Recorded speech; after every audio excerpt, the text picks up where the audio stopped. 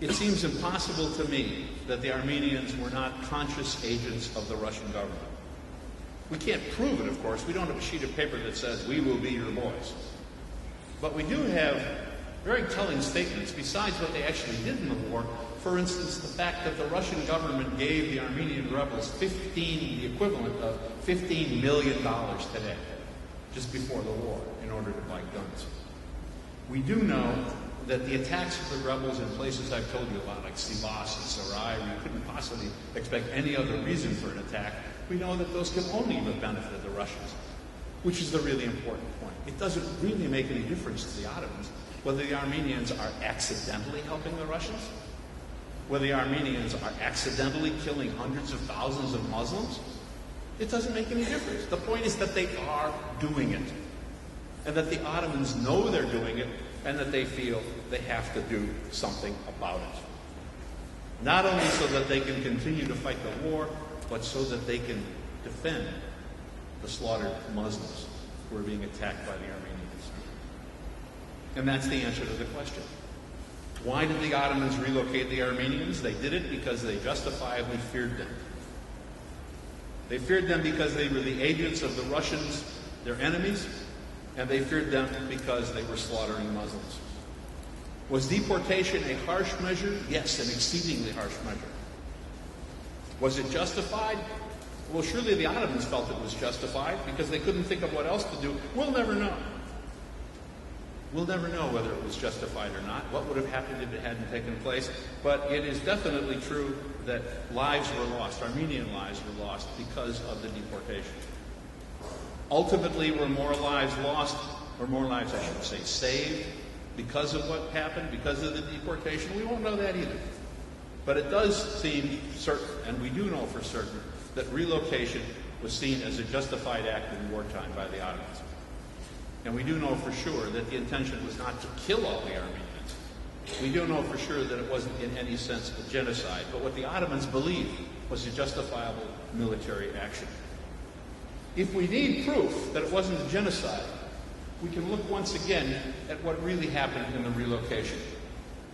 We can see that the mortality of the Armenians in that big blue area that goes to the south, which is what they call the Armenian Genocide deportations, that in that area, where more than 400,000 Armenians were indeed relocated, we find that 20% of them were dead.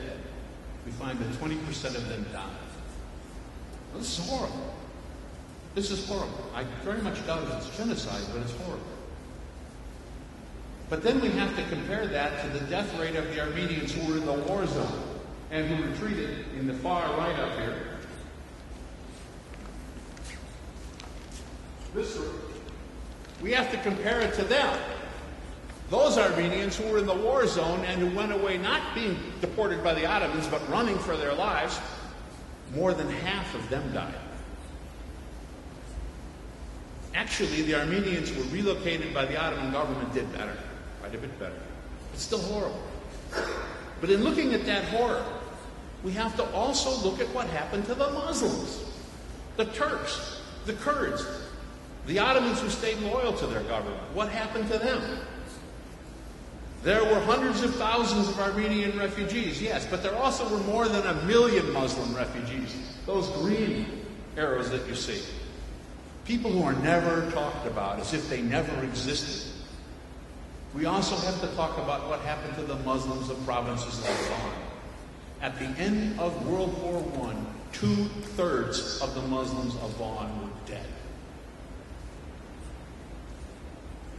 So if we talk about what happened to the Armenians and how they suffered, and we should, we must also talk about what happened to the Turks and the Kurds, to the Muslims, because they suffered at least as bad. When we ask, did the Muslims ever actually commit acts against the Armenians? Were Ottoman officials ever involved in actually organizing massacres of Armenians? Yes. Just like Armenian rulers, or Armenian leaders or parties were organizing attacks against Muslims. We know for sure in 2 areas of Anatolia, in Trabzon and in Harput, that there were officials who did order the massacre of Armenians. We know that this took place. Just like we know there were the massacres of Muslims as well. The difference between the massacres of Armenians by Muslims and the difference between that and the massacres of Muslims by Armenians was that the Ottomans tried and convicted the people who were guilty of crimes against Armenians. At least they tried to as well as they could. The numbers that you see there are the numbers of Ottoman officials and others who were tried and convicted of crimes against Armenians during the time of the First World War. Many of them were hung, including one Ottoman governor, for crimes against Armenians. How many Armenians do you think were tried for crimes against Muslims? None. This is an indication that there could not have been genocide. Can you imagine Hitler trying members of the SS for what they did to the Jews? It didn't happen. But in wartime, people do evil things, and evil men come to the forefront on all sides. And the Ottomans recognized this, and they did what they could to stop it. The relocation also shows us other things that indicate that there could not possibly have been a genocide. As you can see on the map, in Istanbul, 80,000 remain. In Europe, 24,000 remain. In the Izmir area, 11,000 remain. In the area where supposedly all the Armenians were relocated, 43,000. These are all Armenians who remained and were never moved anywhere, who were never attacked, never hurt, who were never massacred, and surely were never the victims of genocide. The Armenians of the Ottoman capital lived out the war in peace and security. Once again, does this sound like genocide? Can you imagine Hitler saying, well, I'm going to kill some Jews, but the Jews of Berlin are just fine? This is an absurdity. The Ottomans did not attack, did not hurt, did not even relocate these Armenians because they were not a threat. And because they weren't a threat, they did not take military action. If nothing else, this should indicate to you that there could not possibly have been a genocide. From what we've seen then, I hope you'll understand that the Ottomans were correct in fearing Armenian rebellion.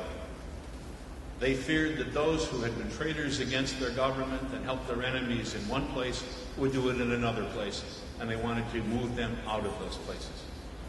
They feared that, and they believed they were justified in taking an action to defend against it. Was it the right action? We'll probably never know. It definitely had its problems. In the middle of wartime, the Ottomans did not act perfectly towards Armenians, and as they say, there were places where Armenians really were massacred. Even though the Ottomans tried to do something about it, tried to try the criminals, tried to protect the Armenians, nevertheless the Armenians suffered terribly. We'll never know. We'll never know whether they saved more lives than they cost. But one thing we do know for sure, and that there was no genocide.